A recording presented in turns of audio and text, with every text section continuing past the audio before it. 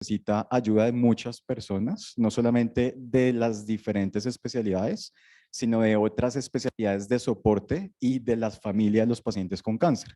Entonces, la idea es poder mirar de toda esa forma de abordar la enfermedad, dónde podemos impactar para que nuestros pacientes logren unos mejores resultados. Entonces, hay unas generalidades que quiero resaltar para comenzar. En esta primera etapa quiero recordarles a las personas que están conectadas virtuales que pues es una gran cantidad de personas que en caso de que tengan una pregunta pueden levantar la mano o pueden escribirla en el chat. La idea es hacer una charla muy interactiva y pues no importa que se interrumpa la presentación las veces que sea necesaria, pero que podamos discutir y resolver las preguntas que tienen todos. Lo mismo que para los que están acá en el auditorio. Entonces, para saber, es el cáncer que más frecuentemente está asociado a una infección en el mundo. El Helicobacter pylori puede explicar cerca del 80% de los casos de cáncer gástrico y además hay una disparidad muy grande en la supervivencia. Es muy diferente tener cáncer gástrico en Japón o en los países asiáticos a tenerlo en Occidente, específicamente en Sudamérica y en Colombia. Como vamos a ver, los datos de supervivencia son muy distintos y pueden ir desde una supervivencia 5 años del 70% en Asia hasta un 10 a 15% en países de bajos y medianos ingresos como el nuestro. El riesgo atribuible, como les mencionaba, es cerca del 80% al Helicobacter pylori y también existe otro componente que es el virus de Epstein-Barr que podría llegar a explicar hasta un 10% de los casos.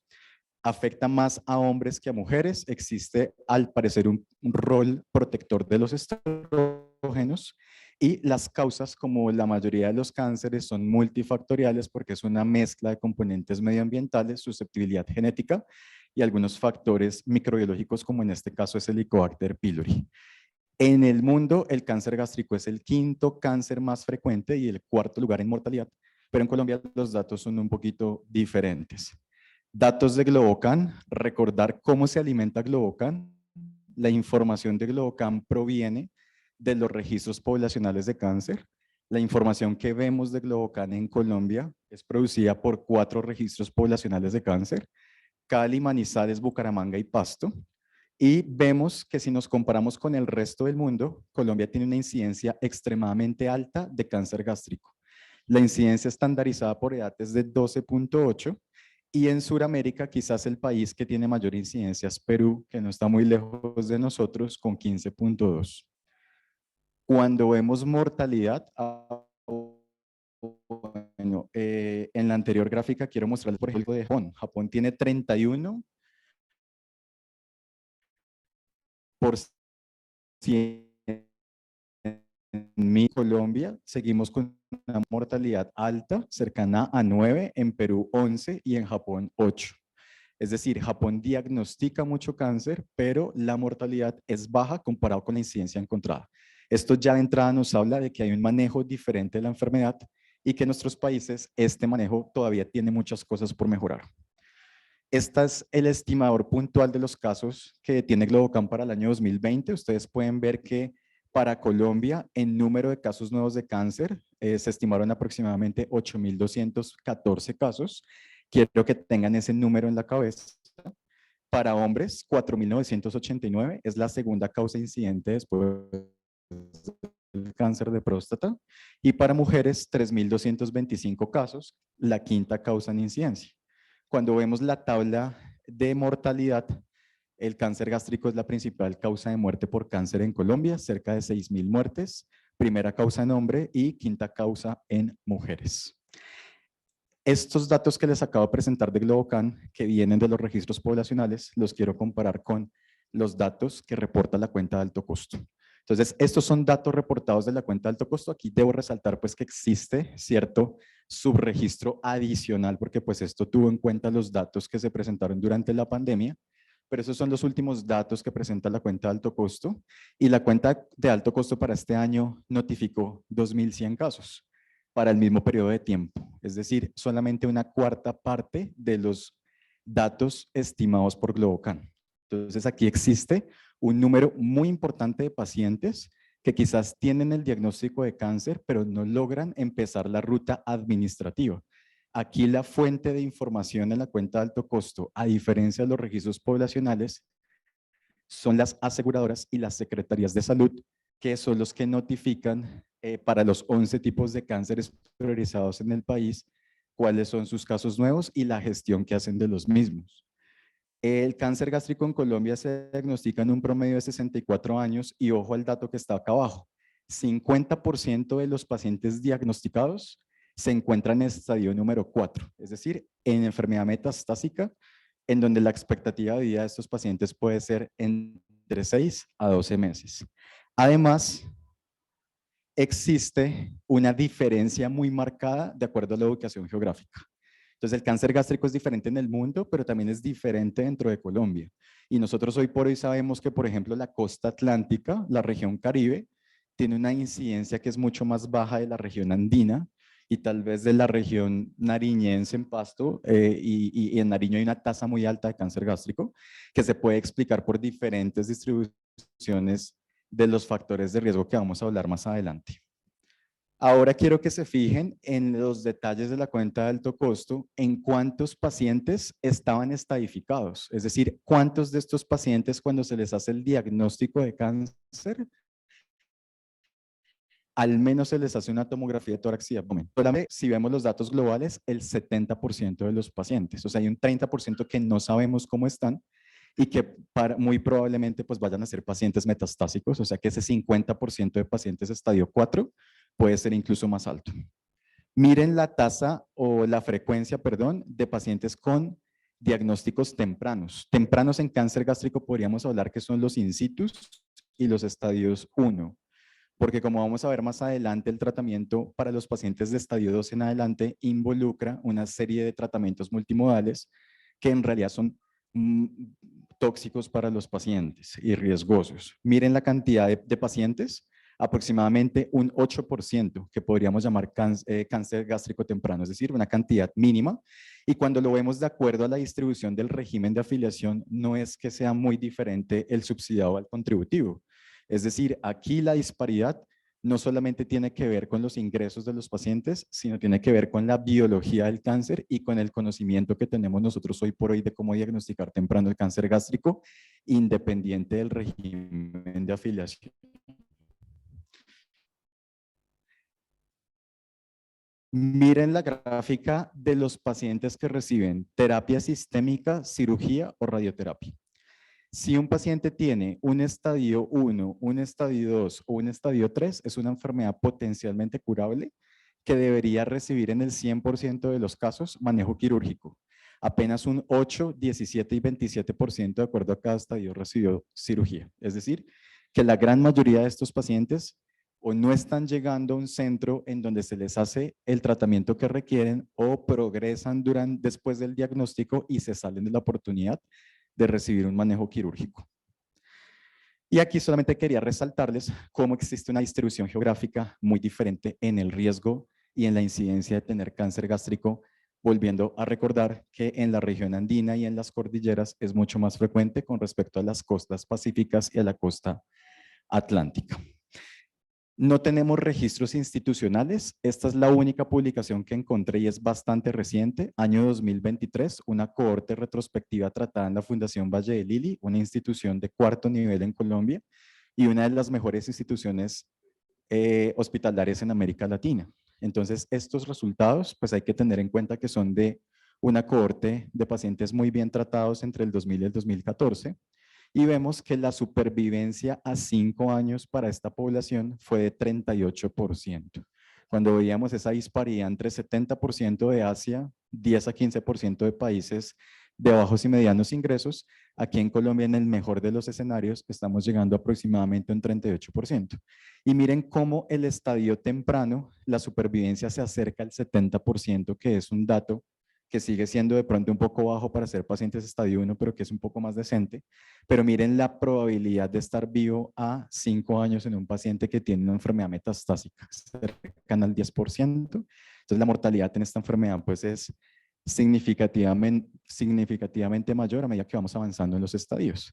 La mejor supervivencia claramente la tuvieron en los estadios tempranos, más o menos 69% cuando se diagnostican entre los 40 y los 59 años, y la peor supervivencia, los pacientes jóvenes con enfermedad metastásica que apenas tienen un 10% de sobrevida a 5 años. Cuando hablamos de cáncer gástrico en Colombia hay que reconocer la labor que hizo esta persona. Esta persona se llama Pelayo Correa, patologiano. Él es antioqueño, nació en Sonsón, Antioquia, y estudió patología en la Universidad del Valle. En esa época, en Cali, se presentó la tasa más alta de cáncer gástrico del mundo. Entre 1962 y 1964, la tasa de cáncer gástrico en Cali fue de 50 por cada 100.000 habitantes. Y él tuvo la oportunidad de estar y describir una secuencia de eventos histológicos que terminan en la Correa describió esto antes de que existiera la infección por Helicobacter pylori. Hoy cuando buscamos la cascada de Pelayo Correa, se mete Helicobacter pylori, pero Helicobacter pylori fue descubierto en 1982 y desde antes Pelayo ya había descrito cómo existen una serie de pasos para el desarrollo del cáncer gástrico que van desde la gastritis no atrófica hasta la gastritis atrófica, la metaplasia intestinal, la displasia y el desarrollo de cáncer. Entonces, en estas etapas precancerígenas es donde nosotros nos tenemos que centrar para poder tratar de diagnosticar el cáncer más temprano y en aquellas etapas en las que todavía exista reversibilidad de la lesión, tratar de evitar que ese paciente desarrolle cáncer. ¿Cuál es el riesgo al tipo de lesión que se encuentra en la endoscopia? Entonces, cuando yo tengo metaplasia intestinal, el riesgo de desarrollar cáncer gástrico es 6.2 veces el que no tiene metaplasia intestinal, lo que se traduce que 1 de cada 39 pacientes con metaplasia intestinal va a tener cáncer a 20 años. Si esta metaplasia, que es el reemplazo de un tejido por otro, ya cambia a displasia, esta displasia tiene un riesgo de 10 veces, ¿sí? 1 de cada 19 va a ser cáncer gástrico a 20 años. Y cuando esta displasia la podemos graduar en leve, moderada o alta. Cuando tenemos una displasia de alto grado, la probabilidad delante de las guías colombianas de diagnóstico y tratamiento de cáncer gástrico temprano recomiendan que en estos pacientes incluso se les revise la patología porque muchos de ellos pueden tener cáncer gástrico ya y pues de acuerdo al tipo de lesión encontrada se requerirá un seguimiento endoscópico muy cercano o requerirá incluso un manejo endoscópico de la lesión. El cáncer gástrico difuso no tiene condiciones premalignas y pues acá sí quiero ser claro y es que existen dos tipos histológicos grandes de cáncer gástrico, el intestinal y el difuso, y un tercero que es mixto, que es la mezcla de esos dos. Estas lesiones premalignas que describió Pelayo Correa son válidas para el cáncer intestinal, pero el cáncer gástrico difuso, desafortunadamente, no es fácil de ver endoscópicamente, requiere un entrenamiento bastante calificado del endoscopista y se produce en pacientes que por lo general tienen una edad mucho más temprana que la del cáncer gástrico intestinal y tienen un pronóstico que es peor que el del cáncer gástrico de tipo intestinal. Entonces, todos estos factores confluyen para poder desarrollar un tumor y nosotros ya vemos esa manifestación, digamos, de diferentes formas y de diferentes caminos. Hoy por hoy, pues digamos que existe una iniciativa desde hace muchos años que se llama el Atlas del Genoma del Cáncer, ¿sí? Y esta iniciativa lo que hizo fue tratar de hacer una secuenciación completa de todos los tipos de cáncer. Y sabemos por secuenciación genómica que existen 4 tipos de cáncer, uno que se llama el genómicamente estable, uno que se llama el asociado inestable.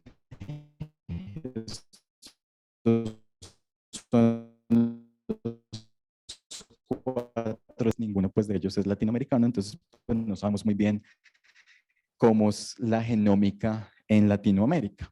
Y el Helicobacter pylori, pues definitivamente no me va a detener acá para explicar pues la fisiopatología, pero es un carcinógeno grado 1, clasificado así por la OMS. El problema del Helicobacter es que es un misterio, digamos.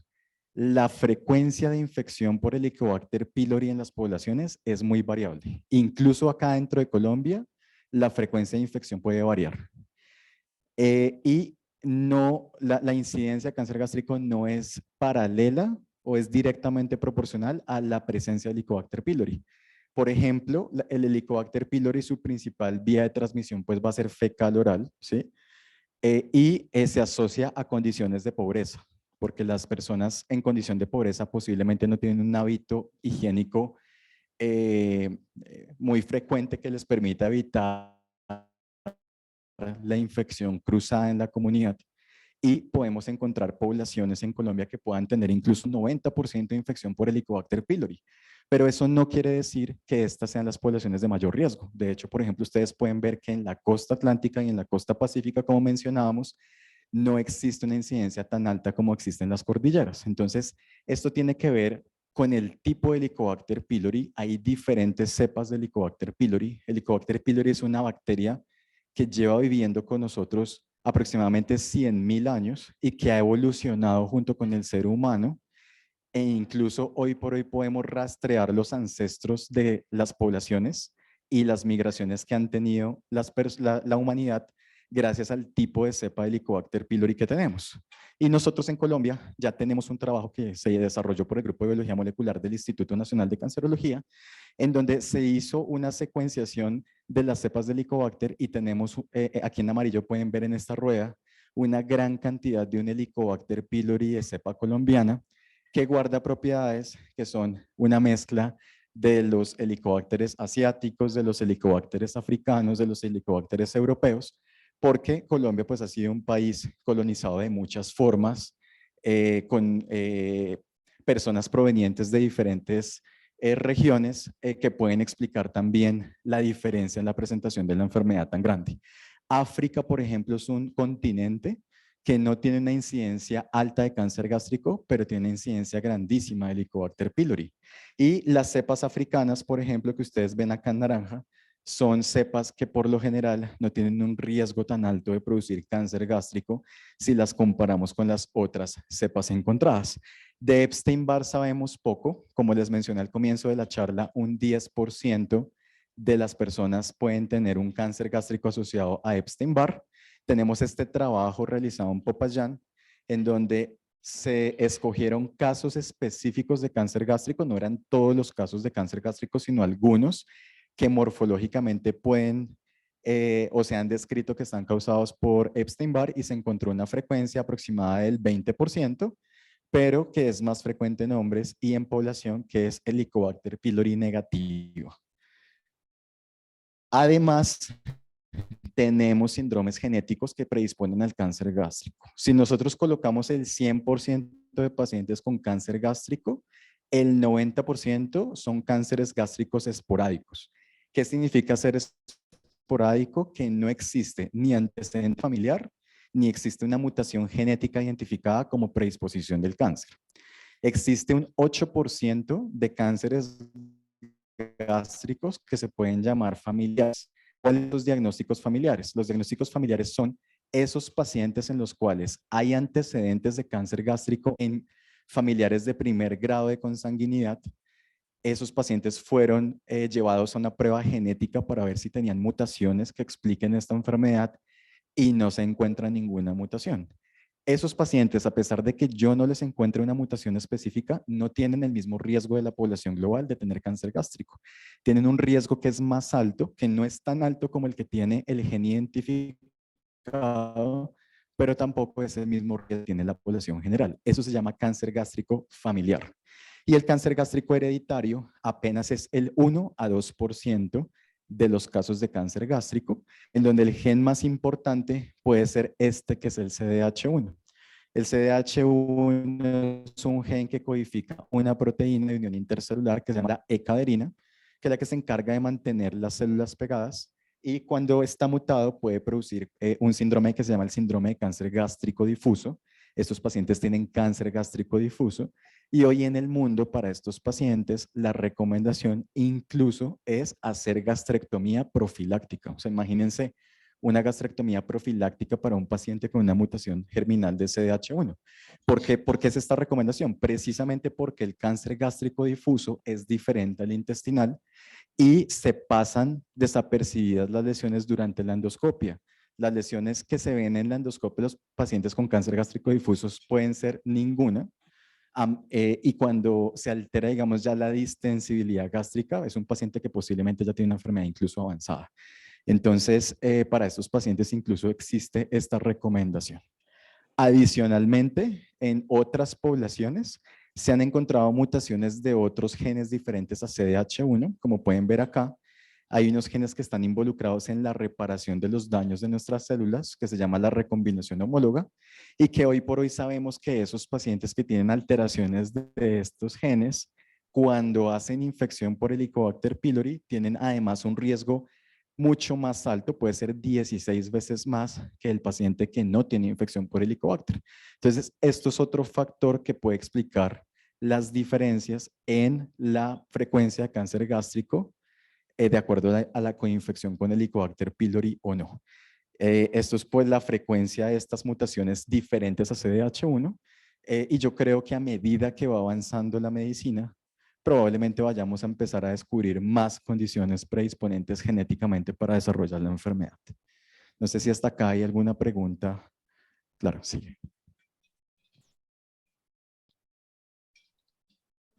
En el chat tengo unas preguntas acerca de endoscopia.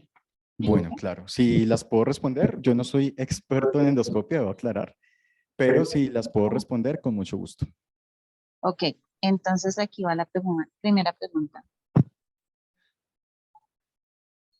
Eh, ¿Con qué periodicidad se hace seguimiento endoscópico para cada etapa en la gastritis? Listo, entonces esto lo vamos a mencionar aquí en la guía de práctica clínica. Digamos que la gastritis solita, la gastritis crónica, no tiene una recomendación específica. El 95% de los pacientes, por ejemplo, que hacen infección por Helicobacter pylori, hacen gastritis crónica. Es la respuesta esperada. Pero esa gastritis crónica puede ser una gastritis crónica activa o inactiva.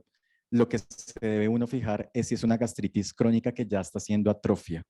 En caso de que la gastritis esté haciendo atrofia, existe una clasificación endoscópica. Esto es importante también conocerlo porque no todas las endoscopias nos están llegando bien reportadas. Hay muchas endoscopias en donde el reporte de patología te sale gastritis crónica atrófica, pero no te dan la escala para clasificarla. La escala que clasifica la gastritis crónica atrófica es la escala de Olga y la escala que clasifica la metaplasia intestinal es la escala de Holguín. Esas escalas van desde 0 hasta 3. En los pacientes que tienen 0, pues prácticamente a pesar de tener su condición, no es un riesgo alto y la recomendación es hacer un seguimiento endoscópico mucho más prolongado, puede ser más de un año. Lo vamos a ver en las guías. Cuando tú tienes un Olga o un Holguín 3, ese paciente es de alto riesgo y generalmente se recomienda un seguimiento mucho más cercano que puede ser a los 6 meses o al año. Y las condiciones entre 1 y 2 son condiciones que como siempre quedan ahí en un valor que no hay mucha evidencia para recomendar cuál va a ser el seguimiento y pues vamos a ver que las guías pues lo dejan como abierto de acuerdo pues al criterio del gastroenterólogo que está valorando ese paciente, pero pues hay que tener en mente que ese paciente posiblemente sí requiere, si tiene infección por Helicobacter pylori, un tratamiento de erradicación del Helicobacter. También es importante saber cuando se produce la metaplasia intestinal, el tratamiento del Helicobacter pylori ya no es suficiente para revertir la condición. Entonces aquí ya hay una transición en donde tú tratas el Helicobacter sobre todo para prevenir sincronicidad, es decir, desarrollo de otros cánceres diferentes a ese que estás viendo, ¿sí? Que eso se hace, digamos, eso también sería indicación de dar tratamiento para Helicobacter pylori, pero ese paciente, a pesar de que tú lo trates, no vas a evitar posiblemente que si va a desarrollar cáncer lo desarrolle, tienes que seguirlo vigilando. Entonces, ¿hay otra pregunta o...? Hay una pregunta acerca de por qué a pesar de enviar orden de biopsia en algunos casos no los toma. Bueno, nosotros en Colombia, la recomendación en búsqueda de Helicobacter pylori es que se haga un protocolo que es el protocolo de Sydney, ¿sí? El protocolo de Sydney consiste en tomar 5 biopsias especificadas, ¿sí? Que son 5 biopsias perdón, 2 biopsias de antro, una de la incisura y 2 de cuerpo.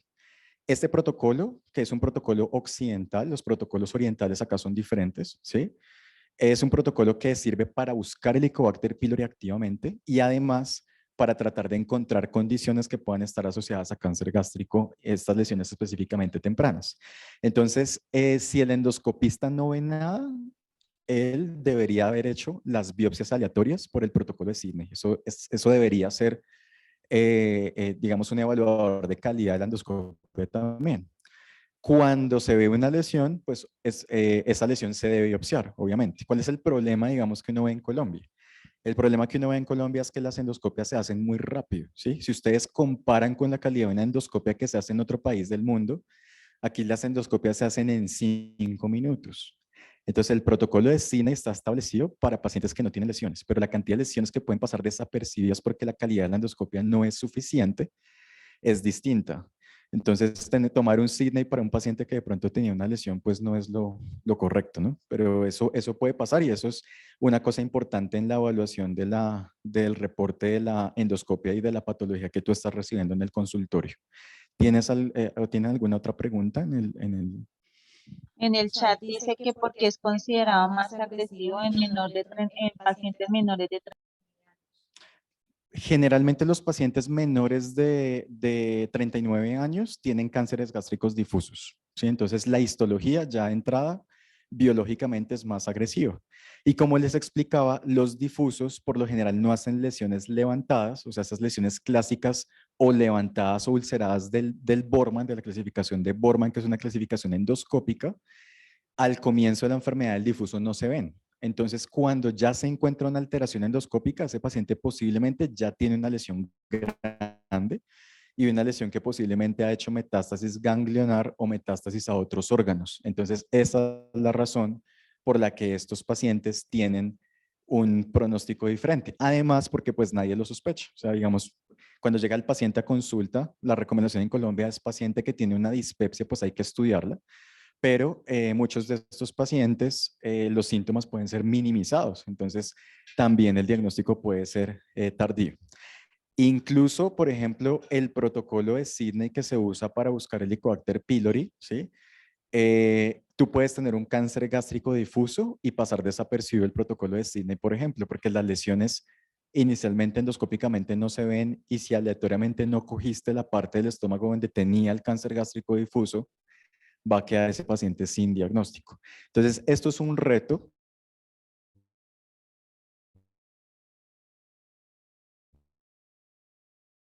¿Sí? Factores de riesgo, que específicamente sería aquí la mutación de CDH1.